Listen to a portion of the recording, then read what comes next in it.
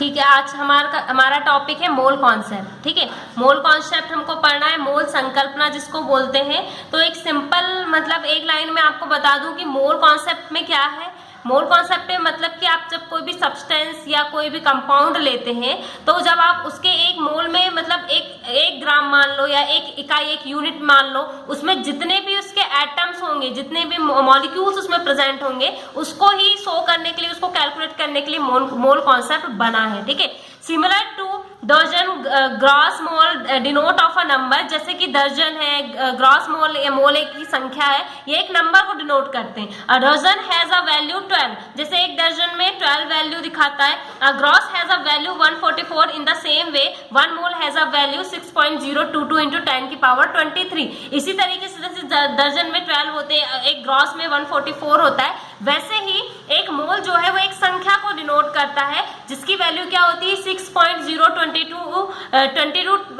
Into 10 की power 23। ये बहुत इंपॉर्टेंट नंबर है, इसको आपको याद रखना है। इसी को एवोगाड्रो नंबर भी कहते हैं। Number of atoms present in a 1 gram atom of carbon 12 is called Avogadro number. क्या है कि कार्बन 12 जो एक अणु होगा, उस कार्बन 12 के 1 ग्राम एटम में, उस कार्बन 12 के 1 ग्राम एटम में जितने नंबर होंगे, जितने एटम्स के नंबर होंगे, कार्बन 12 के 1 ग्राम एटम में, कार्बन 12 के 1 ग्राम एटम में जितने भी एटम्स के नंबर होंगे वो क्या कहलाती है, Avogadro number. It is denoted by N, इसको हम एन से शो करते हैं। Its numerical value is also 6.022 into 1023। तो यही इसकी वैल्यू होती है जो कि एक मोल की होती है, वही एवोगाड्रो नंबर भी होता है। Similar to this 1 gram atom of every element is found to have 6.022 into 10 की पावर 23 एटम। इसी तरीके से कार्बन के अलावा जितने भी एटम्स होंगे, हर एलिमेंट के एटम में मोल के नंबर इतने ही होंगे। दिस नंबर इज कॉल्ड मोल। इसी नंबर को हम मोल कहते हैं। आपसे कोई पूछे कि मोल किसको बोलेंगे, तो वो इसी नंबर को हम मोल कहते हैं जो किसी भी सब्सटेंस के, किसी भी एलिमेंट के एक एटम में प्रेजेंट होते हैं। It is unit to express number of atom, molecule और आयन etc। इसी यूनिट से हम किसी भी एटम, मॉलिक्यूल और आयन के नंबर को शो करते हैं। 1 mole atom means 6.022 into 10 power 23 atom होता है। अगर आपसे कोई पूछे कि मोल क्या है, एक एटम के लिए मोल क्या है, तो वो यही नंबर होगा। There are 1 mole atoms in 1 gram atomic mass, तो ये किसी भी 1 ग्राम एटॉमिक मास को शो करते हैं। 1 gram atom of an element and 1 mole molecules in 1 gram molecular मास। तो जैसे 1 ग्राम एटम जो होगा, उस किसी भी एलिमेंट का 1 ग्राम एटम को 1 मोल मॉलिक्यूल से शो कर सकते हैं आप। ठीक है, तो 1 gram molecular mass to gram atomic और ग्राम एटॉमिक मास मॉलिक्यूलर मास, तो चाहे आप ग्राम एटॉमिक मास में बताएं या आयनिक मास में बताएं, वो नंबर यही आएगा। ठीक है, अब यहाँ पे दिया है 1 मोल नाइट्रोजन मॉलिक्यूलर और मोल नाइट्रोजन एटम्स। तो 1 मोल ऑफ मॉलिक्यूल्स अलग अलग दिए हुए हैं यहाँ। 1 मोल ऑफ मॉलिक्यूल्स मतलब किसी भी अणु का 1 मोल इजिकल क्या आएगा, 1 ग्राम मॉलिक्यूल्स, वो कहलाएगा 1 ग्राम मॉलिक्यूल्स। और ये इजिकल होगा ग्राम मॉलिक्यूलर मास के, और इसका नंबर वही आएगा। ठीक है, जैसे 1 मोल एटम है वो 1 ग्राम एटम के बराबर है, और ग्राम एटॉमिक मास उसका वही आएगा। 1 मोल आयन 1 ग्राम आयन के बराबर है, और ग्राम आयन मास वही आएगा। तो यहाँ तक आपको इसको लिखनी है, और इसकी डेफिनेशन आप कहाँ तक लिखेंगे, कार्ड मोल तक। ठीक है, स्टार से लेके कार्ड मोल तक, और ये आपको इसका एग्जाम्पल लिखना है। ठीक है, नीचे दिया है it is observe that at NTP 1 mole of molecules of every gas has a volume of 22.4 litre. NTP मतलब किसी भी नेट टेम्परेचर प्रेशर, मतलब कोई भी चीज जो है वो समान है। ठीक है, नेट टेम्परेचर प्रेशर मतलब टेम्परेचर और प्रेशर जो है वो आपने मतलब एक सा रखे हैं, उसमें किसी भी मोल का मॉलिक्यूलर किसी भी गैस के मॉलिक्यूल्स का मोल क्या होगा, वो 22.4 लीटर होता है, यानी 22.4 लीटर में इसका मान आता है। This is known as molar value, इसी को हम मोलर द्रव्यमान कहते हैं। Mole number of an element, किसी भी तत्व के लिए मोल नंबर अगर निकालना हो तो आप ऊपर लिखेंगे मास ऑफ एन एलिमेंट, जो दिया गया एलिमेंट है उसका mass, upon atomic mass of an element, किसी भी एलिमेंट का एटॉमिक मास। ठीक है, फिर है मोल नंबर ऑफ अ कंपाउंड, अगर कंपाउंड का मोल नंबर निकालना हो तो ऊपर लिखेंगे मास ऑफ कंपाउंड, यानी कंपाउंड का मास क्या है, नीचे लिखेंगे molecular mass of a compound. किसी भी कंपाउंड का मॉलिक्यूलर मास, एटॉमिक मास और मॉलिक्यूलर मास दिया रहता है। ठीक है, तो ये जो फॉर्मूला है, आपको लिख लेना है और याद कर लेना है, ठीक है। नेक्स्ट है हमारा एग्जाम्पल नंबर 4। एग्जाम्पल नंबर 4 है calculate the number of molecules in 11.2 litre nitrogen at NTP. हमको नेट टेम्परेचर और प्रेशर में 11.2 लीटर नाइट्रोजन के मॉलिक्यूल्स के नंबर को कैलकुलेट करना है। तो number of molecules in 22.4 litre nitrogen of NTP यानी नेट टेम्परेचर और प्रेशर में 22.4 लीटर नाइट्रोजन में मोल्स की संख्या वही होगी जो हमने पीछे पढ़े हैं 6.022 इंटू 10 पावर 23। अब हमको क्या निकालना है 11.2 लीटर में नाइट्रोजन का, ये है 22.4 लीटर में नाइट्रोजन में इतने मोल है, तो 11.2 लीटर में नाइट्रोजन के कितने मोल होंगे वो आप इसमें इसको आप इंटू करके इससे डिवाइड करना है 6.022 इंटू 10 पावर 23 इंटू 11.2 अपॉन 22.4, तो ये आपका आंसर होगा। तो एग्जाम्पल नंबर 4, 6 और ये 10 आपको आपकी कॉपी में लिखना है, ठीक है, और प्रैक्टिस करनी है। फिर हमारे पास आता है मोलर मास। मोलर द्रव्यमान किसको कहेंगे? Mass of 1 mole is called molar mass. इसका मतलब है कि किसी भी मास ऑफ 1 मोल मतलब किसी भी एक मोल, जो भी हमने मोल पढ़े 6.022 इंटू 10 की पावर 23, तो वही 1 मोल का जो मास होगा वही आपका मोलर मास या मोलर द्रव्यमान कहलाता है। Therefore the mass of 6.022 into 10 की पावर 23 पार्टिकल इज कॉल्ड मोल मास। क्यों? क्योंकि एक मोल का मास ही मोलर द्रव्यमान है, तो इस मोल का नंबर क्या होता है? वो यही होता है, इसलिए इसमें जितने भी ये पार्टिकल है उसी को हम मोलर मास कह सकते हैं, ठीक है।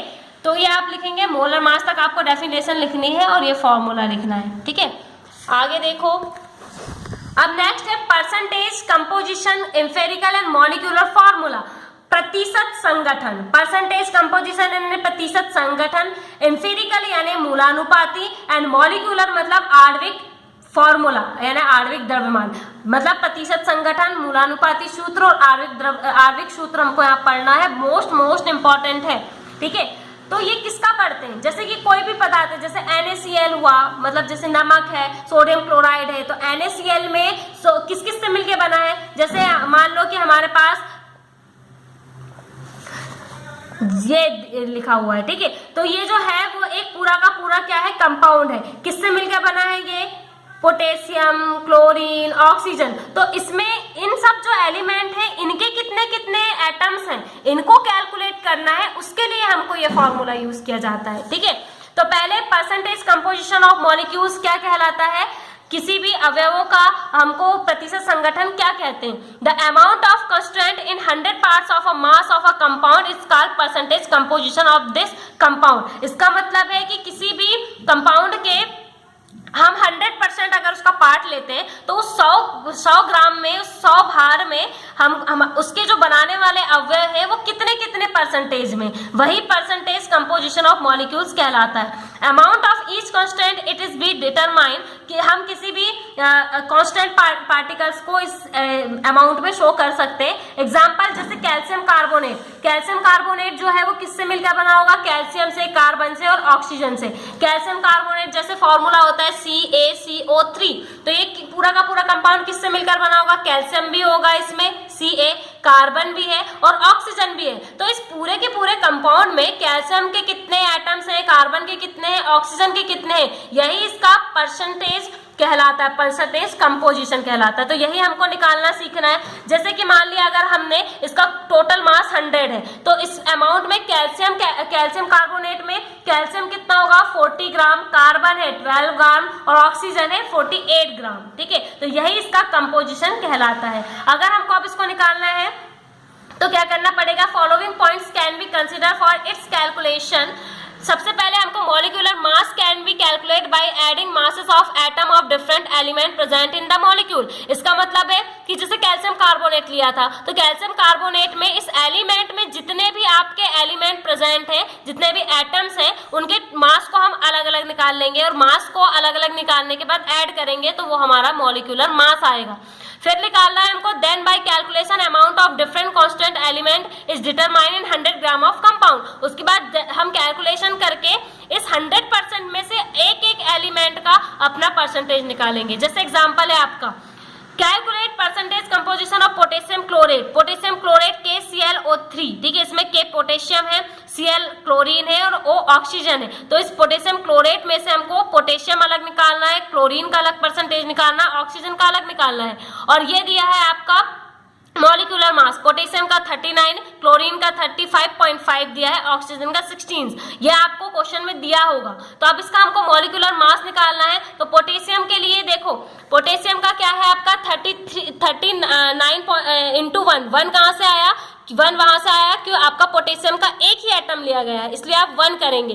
क्लोरीन का 35.5 इंटू 1, क्यों, क्योंकि क्लोरीन का भी एक ही एटम लिया गया है। ऑक्सीजन 3O का मतलब ऑक्सीजन के हमने 3 एटम लिए हैं, तो इसलिए आएगा 16 इंटू 3 इज इक्वल 48। तो ये इनके मॉलिक्यूलर मास निकल गए। अब ये इनके एटम्स हैं, मतलब इनका अलग अलग जो है अमाउंट निकला है। अब इसका मॉलिक्यूलर मास निकालना है हमको, तो तीनों के इन वैल्यू को हम ऐड कर देंगे, तो 122.5 ये मॉलिक्यूलर मास है। Amount of potassium in 122.5 gram potassium chlorate में कितने, आपका 122.5 ग्राम पोटेशियम क्लोरेट में पोटेशियम कितना है, 39 ग्राम है, लेकिन हमको निकालना कितने में है, हमको निकालना है 100 ग्राम में से। तो 100 ग्राम में कितना होगा, 39/122.5, तो इंटू 100 ग्राम, तो 100 ग्राम में निकल जाएगा। वैसे आपका किसका आएगा, क्लोरीन का आप किस में निकालेंगे, 122.5 में, उसके बाद आपको 100 में निकालना है, तो ये आपका आ जाएगा। तो एग्जाम्पल नंबर 1 आप कर लेंगे और 2 भी, ठीक है। नेक्स्ट आगे पढ़ेंगे बाद।